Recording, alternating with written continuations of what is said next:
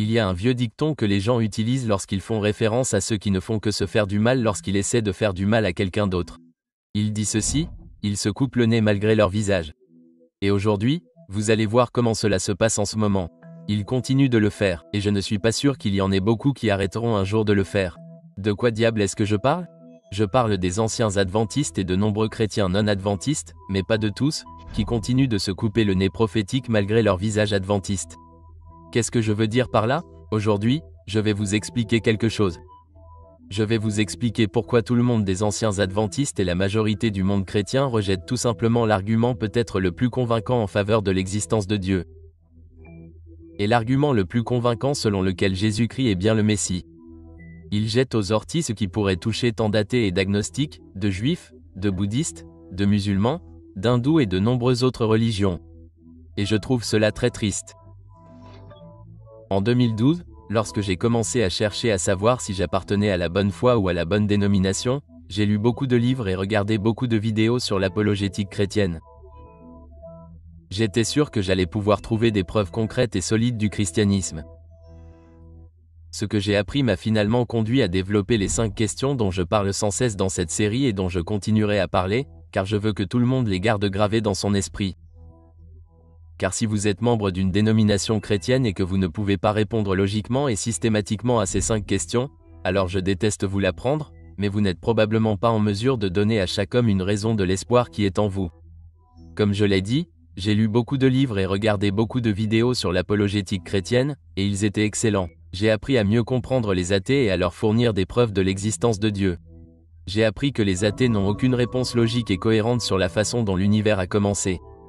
J'ai également appris qu'ils n'ont aucune réponse logique et cohérente sur la façon dont la vie a commencé. L'origine de la vie est quelque chose dont nous ne savons rien et nous voulons en savoir quelque chose. Et j'aimerais savoir comment la vie a réellement commencé. Et j'ai appris les fondements fragiles de la théorie de l'évolution. Mais j'ai commencé à voir quelque chose que je n'attendais pas. Je n'arrêtais pas de le voir dans tous les livres que je lisais et dans toutes les vidéos que je regardais, et c'était juste là. La majorité des apologistes chrétiens pouvaient me donner des preuves surnaturelles objectives de l'existence de Dieu très facilement et de manière très rationnelle. Mais les preuves que Dieu est le vrai Dieu et que Jésus est le Messie étaient bonnes mais pas excellentes. Il existe de nombreuses preuves archéologiques de l'existence de Jésus. Des preuves de la résurrection sont données. Les preuves des miracles accomplis par Jésus sont également évoquées, ainsi que le fait que les apôtres et les chrétiens étaient prêts à mourir pour leur foi. Les prophéties selon lesquelles une vierge concevrait et où Jésus naîtrait sont généralement mentionnées également. Et ce sont de très bonnes réponses. Mais le fait est que, bien que ce soit de bonnes réponses, ce n'est pas la réponse. Ce n'est pas la réponse que Jésus a choisie au début de son ministère pour prouver qu'il était le Messie. Et je veux vous montrer pourquoi. Ceci est un extrait d'un film intitulé Religulous. C'est un faux documentaire de 2008 avec Bill Maher. Ce faux documentaire fait exactement ce que vous pensez qu'il ferait. Il se moque de la religion en général, et oui, le christianisme est également moqué. Bill Maher est un athée ou un agnostique convaincu, selon le jour de la semaine. Certains le qualifieraient même d'antithéiste. Et dans ce film, il s'arrête à un relais routier où les routiers se retrouvent pour prier. Finalement, ils entament un dialogue pour savoir si la Bible est vraie ou non et si Jésus est le Messie ou non. Eh bien, ça ne s'est pas très bien passé. En fait, ça s'est passé comme ça. Comment pouvez-vous revenir aux prophètes et les prophètes précisent spécifiquement certaines choses ? Eh bien, tout d'abord, le Nouveau Testament est venu après l'Ancien Testament. Nous sommes d'accord avec ça. Je suis d'accord avec ça, mais ça ne veut rien dire. Tout ce que ça veut dire, c'est que les gens qui ont écrit le Nouveau Testament ont lu l'Ancien Testament et ont ensuite fait correspondre les prophéties. Ils ne peuvent pas les faire correspondre si quelque chose ne s'est pas produit. Bien sûr qu'ils le peuvent. Ils ont placé. Alors vous dites que la Bible est capricieuse. Je le suis. C'est impossible. Je le suis. Si vous n'avez pas compris, laissez-moi vous expliquer ce qui s'est passé. En gros, cet homme chrétien essayait de convaincre Bill Maher que Jésus était le Messie, et il a choisi d'utiliser l'un des éléments de preuve que j'ai mentionné plus tôt. Il s'appuyait sur des prophéties comme la naissance virginale ou comme le chant de Noël qui dit que Jésus naîtrait dans la petite ville de Bethléem. Et la réponse de Bill Maher laissa cet homme sous le choc. Bill Maher suggéra que les auteurs des évangiles avaient simplement lu l'Ancien Testament, puis avaient fabriqué un mensonge élaboré juste pour le faire correspondre. Cet homme était stupéfait. Il était évident qu'il n'avait jamais entendu cet argument auparavant. Et vous savez quoi ? À l'époque, je ne l'avais jamais entendu non plus, et j'étais tout aussi stupéfait et réduit au silence que lui. Mais à ce moment-là, j'ai réalisé que j'allais devoir en trouver d'autres, car c'était une question valable à laquelle il fallait répondre, et je devais donner une réponse à chaque homme. Le principe de cette accusation contre les prophéties que les chrétiens utilisent généralement lorsqu'ils tentent de défendre leur foi selon laquelle Jésus est le Messie, est exposé dans le livre Dieu n'est pas grand, comment la religion empoisonne tout. C'est un livre de Christopher Hitchens, antithéiste aujourd'hui décédé, et voici ce qu'il dit. Si vous prenez l'un des 4 évangiles et que vous le lisez au hasard, vous apprendrez rapidement que telle action ou telle parole attribuée à Jésus a été accomplie afin qu'une ancienne prophétie se réalise. S'il peut paraître étrange qu'une action ait été délibérément accomplie afin qu'une prédiction soit confirmée, c'est parce que c'est étrange et c'est forcément étrange car, tout comme l'Ancien Testament, le Nouveau Testament est aussi un travail de menuiserie rudimentaire, assemblé longtemps après les événements supposés, et rempli de tentatives improvisées pour que les choses se passent bien. Bon, c'était beaucoup, mais fondamentalement, il fait la même affirmation que Bill Maher a faite à ce relais routier, à savoir que les disciples ont inventé des choses et ont reconstitué une fausse histoire pour faire croire que Jésus était le Messie. Et c'est l'argument avec lequel j'ai dû me débattre jusqu'à ce que je réalise qu'il y avait quelque chose, ou devrais-je dire certaines choses que la majorité des protestants n'ont pas. Il y a quelque chose que les ex-adventistes ont rejeté. Ils ont coupé leur nez prophétique malgré la foi adventiste. Et laissez-moi vous montrer comment. Voici Clifford Nectal. C'est l'une des personnes que j'ai écoutées pendant mes recherches. C'est un pasteur protestant qui a passé des décennies à se rendre sur les campus universitaires et à parler aux jeunes de la foi, de la science et de la moralité. Et laissez-moi vous dire qu'il connaît son sujet. Il est absolument brillant. Et j'ai un profond respect pour lui. Et voici une petite pépite pour vous qui est très pertinente pour notre conversation. Avez-vous déjà envisagé un régime alimentaire à base de plantes? Pourquoi ou pourquoi pas? Eh bien, mon père était un adventiste du 7e jour. Oh! Et en tant qu'adventiste du 7e jour, il était profondément végétarien et ne mangeait pas beaucoup de viande du tout. En fait, il préférait ne pas manger de viande. En tant qu'adventiste du 7e jour, j'avais le plus grand respect pour lui et je suis très reconnaissant de la façon dont Dieu l'a utilisé pour me présenter au Christ et pour grandir dans la foi. C'est vrai, son père était un adventiste du 7e jour, et je crois qu'il a été élevé comme un adventiste du 7e jour. Et vous pouvez me corriger si je me trompe, mais s'il a été élevé comme un adventiste, cela signifie qu'il est maintenant un ancien adventiste comme les gens des chaînes YouTube qui apparaissent partout. Quoi qu'il en soit, quand il débat avec ses étudiants dans son émission, donnez-moi une réponse. Et il défend le Christ. Et il commence à lui poser une question très pointue, qui est « Comment savez-vous que la foi chrétienne est la vraie religion ?» La réponse est généralement la suivante. Chaque fois que quelqu'un me demande pourquoi je crois en Jésus-Christ, je ne dis pas parce que j'ai la foi. Je pense que c'est vraiment faible. Et intellectuellement, j'ai de vrais problèmes avec ça, d'accord? Au lieu de cela, ce que je dis, c'est que je crois en Jésus parce que les preuves historiques, pas les preuves, j'ai fait tout mon possible pour me distancier du mot preuve. Non, je ne peux rien prouver, très bien. Les preuves historiques de la manière dont il a vécu, enseigné, est mort et est ressuscité des morts témoignent de sa fiabilité. D'accord? C'est pourquoi j'ai fait un pas de foi. C'est une bonne réponse. Nous devrions tous lire les évangiles, nous devrions examiner la manière dont Jésus a vécu sa vie. Mais je ne sais pas. Cela ne me suffisait pas, sachant le niveau de scepticisme qui règne. Comme le disent les Français, il manquait juste un certain niveau de je ne sais quoi. Nous avons donc vu le chauffeur de camion donner une réponse et nous avons vu Cliff Nectal donner une réponse. Mais que se passerait-il si nous pouvions demander à Jésus pourquoi nous devrions croire qu'il est le Messie? Que dirait-il? Je pense que Jésus a répondu à cette question et il l'a fait lorsqu'il était avec ses disciples la nuit précédant sa crucifixion. Il savait que malgré le fait qu'il l'avait vu physiquement guérir les malades, chasser les démons, nourrir des milliers de personnes, calmer la mer, ressusciter les morts, il savait que leur foi serait ébranlée. Il savait qu'il douterait bientôt qu'il soit le Messie. Il serait sceptique quant à sa véritable nature. Et c'est ce qu'il leur a dit dans Jean 13/119. Il dit, « Maintenant, je vous le dis, avant que cela arrive, afin que, lorsqu'il arrivera, vous croyiez que je suis celui qui est. » Cela signifie qu'il est Dieu. Et il ne l'a pas dit une seule fois. Il l'a répété dans Jean 14h29. Et maintenant, je vous l'ai dit, avant que cela arrive, afin que, lorsqu'il arrivera, vous puissiez croire. Jésus n'a pas perdu de temps. Et donc, s'il a dit cela 2 fois à ce moment critique où leur foi serait mise à l'épreuve, cela signifie que ce principe relatif à la foi doit être important à comprendre dans les moments les plus sombres où notre foi est mise à l'épreuve par tout le scepticisme qui nous entoure. Jésus disait essentiellement que la connaissance de l'avenir est surnaturelle et que c'est la meilleure preuve qu'il est bien le Messie et qu'il est Dieu. C'est ce que nous appelons la prophétie. Mais ce n'est pas n'importe quel type de prophétie. Il y a un type de prophétie en particulier qui fournit la meilleure preuve de la fiabilité et de l'exactitude de la parole de Dieu. Et c'est la prophétie temporelle. Et il est si important que ce soit littéralement ce sur quoi Jésus s'est appuyé lorsqu'il a commencé son ministère. Et vous pouvez le lire par vous-même dans Marc 1h14 et 15 qui dit « Après que Jean eut été mis en prison, Jésus vint en Galilée, prêchant l'évangile du royaume de Dieu et disant « Le temps est accompli et le royaume des cieux est proche. Repentez-vous et croyez à la bonne nouvelle. » De quelle époque Jésus parlait-il? Et qu'est-ce qui s'est accompli? Prince de la prophétie des 490 jours de Daniel 9 sur 24-27. Il a dit cela dans son livre Daniel et l'Apocalypse dans le chapitre intitulé La prophétie des 70 semaines. Lisons ceci.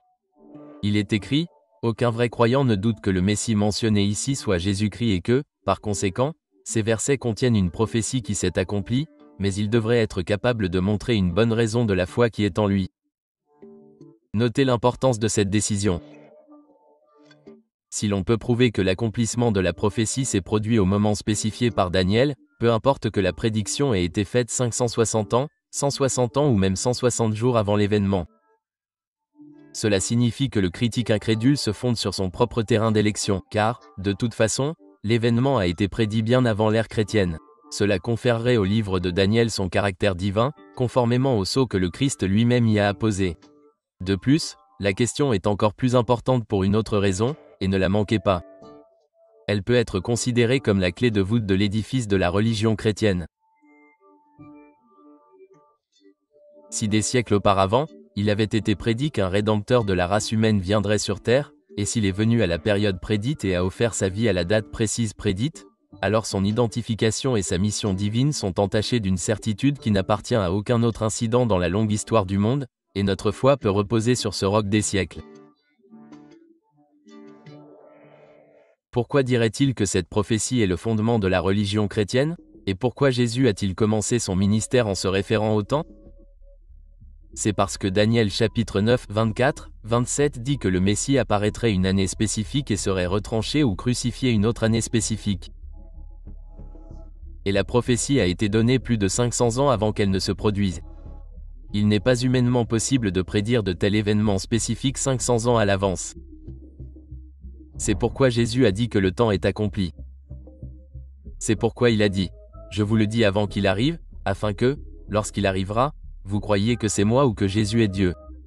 Ne vous méprenez pas, les autres preuves sont bonnes, et je ne crois pas que les apôtres aient inventé les prophéties de la naissance virginale et du lieu de la naissance de Jésus, etc., etc. Je ne crois pas qu'ils aient tout inventé. Mais vous pouvez avancer l'argument que quelqu'un pourrait les faire correspondre à quelqu'un qui n'est pas le Messie. Mais en ce qui concerne la prophétie temporelle écrite des centaines d'années à l'avance, et puis cet homme Jésus apparaît à ce moment précis, guérissant les malades, ressuscitant les morts, chassant les démons, puis crucifié sur la croix à ce moment précis, cela a également été prophétisé des centaines d'années à l'avance. Maintenant, c'est quelque chose que je peux mordre à pleines dents, c'est quelque chose que je peux soumettre en toute confiance à un athée, un agnostique, un juif, un musulman, un hindou ou un bouddhiste ou à n'importe quelle nation, tribu, langue ou peuple, parce que c'est une prophétie temporelle surnaturelle pour vous. C'est le nez prophétique que les ex-adventistes et autres protestants coupent malgré leur visage adventiste. Et pourquoi font-ils cela? Eh bien, je ne peux pas parler au nom de chaque personne, mais essayons de raisonner ensemble, d'accord? Disons que je suis un non-adventiste ou un ex-adventiste et que j'entretiens l'idée que la prophétie des 490 jours est en réalité une prophétie de 490 ans concernant le Messie. Ensuite, j'ai également ouvert la porte au principe du jour par année, ce qui ouvre la porte à la validité de la prophétie des 2300 ans. Cela ouvre à son tour la porte à l'existence d'un sanctuaire céleste qui est en train d'être purifié. Je vais donc jeter la prophétie des 490 jours et je vais jeter l'une des meilleures opportunités d'atteindre les non-croyants et de montrer aux gens le Messie. En d'autres termes, je vais me couper le nez de prophète malgré mon visage adventiste. Lorsque Jésus a été crucifié, la foi des disciples a été anéantie. Ils ont abandonné toutes les preuves qu'ils avaient vues de leurs yeux. Ils sont devenus sceptiques. Et comme deux de ses disciples marchaient sur le chemin d'Emmaüs, Jésus leur apparut. Mais ils étaient si sceptiques et déprimés qu'ils ne se rendaient même pas compte que c'était lui. Jésus leur demanda de quoi il parlait. Et ils répondirent en disant que Jésus de Nazareth, qui était un prophète puissant en actes et en paroles devant Dieu et devant tout le peuple, et comment les principaux sacrificateurs et nos dirigeants l'ont livré pour le faire condamner à mort et l'ont crucifié, nous savions que c'était lui qui devait racheter Israël. Et avec tout cela, c'est aujourd'hui le 3e jour depuis que ces choses sont arrivées. À ce moment-là, il n'était pas différent d'un musulman qui dit que Jésus n'était rien de plus qu'un prophète. Il disait, nous savions ou pensions que c'était lui qui devait racheter Israël. En d'autres termes, il disait, nous pensions que c'était le Messie. Et maintenant, il ne croyait plus. Et comment Jésus a-t-il géré ce scepticisme? Il a dit, ô homme sans intelligence et lent de cœur à croire tout ce qu'ont dit les prophètes. Ne fallait-il pas que le Christ souffrit ces choses, et qu'il entrât dans sa gloire? Et, commençant par Moïse et par tous les prophètes, il leur expliqua dans toutes les Écritures ce qui le concernait.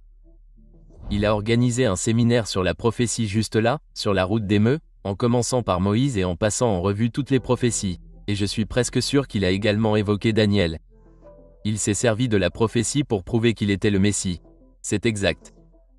Jésus a commencé son ministère sur terre par la prophétie et il le terminait également par la prophétie.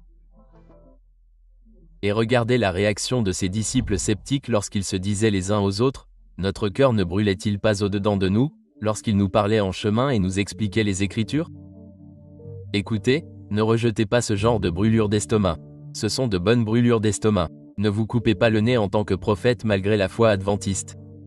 Pierre, dans sa 2e lettre, dit que nous ne vous avons pas fait connaître la puissance et l'avènement de notre Seigneur Jésus-Christ en suivant des fables habilement conçues, mais que c'est comme ayant vu sa majesté de nos propres yeux. Car il a reçu de Dieu le Père honneur et gloire, quand une voix lui a été adressée par la gloire magnifique, celui-ci est mon Fils bien-aimé, en qui j'ai mis toute mon affection. Et cette voix venant du ciel, nous l'avons entendue, lorsque nous étions avec lui sur la sainte montagne. Voyez donc ce que dit Pierre. Nous avons aussi une parole prophétique d'autant plus certaine. Vous faites bien de prêter attention à cela, comme à une lampe qui brille dans un lieu obscur, jusqu'à ce que le jour vienne apparaître et que l'étoile du matin se lève dans vos cœurs. Pierre dit que nous n'avons pas suivi des fables habilement conçues. Il dit que ce n'est pas de la fiction. C'est réel. Il parle d'être un témoin oculaire qui voit. Il parle de la voix de Dieu qui entend et il dit que oui, la preuve physique est bonne, mais nous avons aussi une parole prophétique d'autant plus certaine. Ce qu'il dit, c'est que la prophétie est la preuve la plus solide de la foi chrétienne. Elle est plus forte que de voir avec les yeux et d'entendre avec les oreilles. C'est une parole sûre. Et dans ce monde d'athéisme, d'agnosticisme et de scepticisme, je crois que Dieu veut que nous prophétisions à nouveau devant de nombreux peuples, nations, langues et rois. Et par la grâce de Dieu, c'est exactement ce que j'ai l'intention de faire. J'ai mené mes recherches et je n'ai pas encore trouvé d'alternative claire et cohérente à la compréhension adventiste de la prophétie des 490 jours. Et à moins que quelqu'un ne puisse me donner une raison valable de croire différemment, je n'ai pas d'autre choix que de croire que cette prophétie pointe vers mon Messie et Sauveur, Jésus-Christ. Et je crois que vous devez également chercher par vous-même. Si vous souhaitez commencer ou poursuivre vos recherches, consultez notre série sans excuses sur notre chaîne de raisons valables. Nous venons de publier une vidéo très pertinente sur ce sujet, dans laquelle nous examinons comment l'obsession d'Hollywood pour le voyage dans le temps peut jouer un rôle dans le partage de la vérité sur l'exactitude de la Bible. Et croyez-moi, vous ne voulez pas manquer celle-ci. Nous avons mis un lien dans la description ci-dessous. Et si vous souhaitez rejoindre cette communauté de personnes cherchant à relancer leur adventisme, n'oubliez pas de vous abonner et de partager ces vidéos avec d'autres. Et si vous avez été béni par ce ministère, veuillez également consulter la description ci-dessous si vous souhaitez nous soutenir dans notre travail.